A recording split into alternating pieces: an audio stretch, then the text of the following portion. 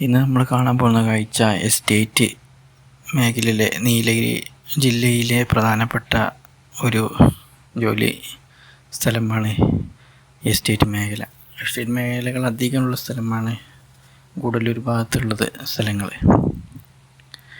അതിൽ ഇവരുടെ വരുമാന മാർഗം ഇതാണ്. തേയില പറിച്ച് അത് ഫാക്ടറി കൊണ്ടുപോയി കൊടുത്താൽ അത് മിക്സിങ് ചെയ്തിട്ട് അത് ചായപ്പൊടിയായിട്ട് മാറും.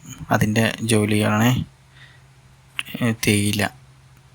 ഒരുപാട് വർഷങ്ങൾ മുമ്പ് തന്നെ ബ്രിട്ടീഷുകാർ തുടങ്ങപ്പെട്ട പരിപാടിയാണ് തേയില ബിസിനസ്, തേയില തോട്ടം. അതിപ്പോഴും നിലനിന്ന് പോകുന്നുണ്ട്.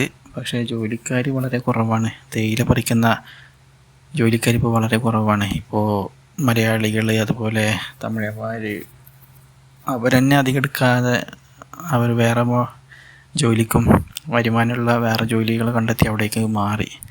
ഇപ്പോൾ ഈ ജോലി തുടരുന്നത് അധികം ബംഗാളികൾ, നോർത്ത് ഇന്ത്യക്കാരുകളാണ് അധികം ഈ എസ്റ്റേറ്റ് മേഖലയിൽ നിൽക്കുന്നത്.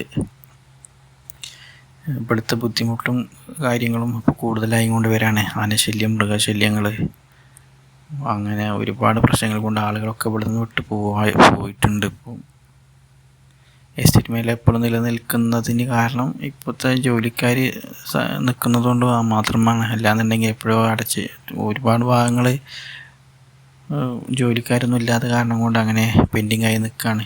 ഇവരുടെ കഷ്ടപ്പാട് വളരെ നമ്മളെല്ലാം ഉപയോഗിക്കുന്നതിലേറെ കൂടുതലാണ് ഇവിടുത്തെ ജോലിക്കാരുടെ കഷ്ടപ്പാടുകൾ.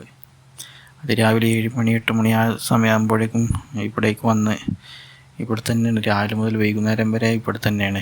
ആ കാടിൻ്റെ ഉള്ളിലൂടെ അങ്ങനെ പോകുമ്പോൾ അതിൻ്റെ ഇടയിൽ എന്തൊക്കെ ഉണ്ട്, മൃഗങ്ങൾ, പാമ്പ് ഒക്കെ ഉള്ളതൊന്നും ആർക്കറിയില്ല.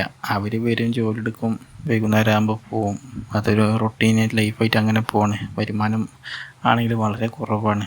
300 400 ആ റേഞ്ചാണ് വരുമാനം.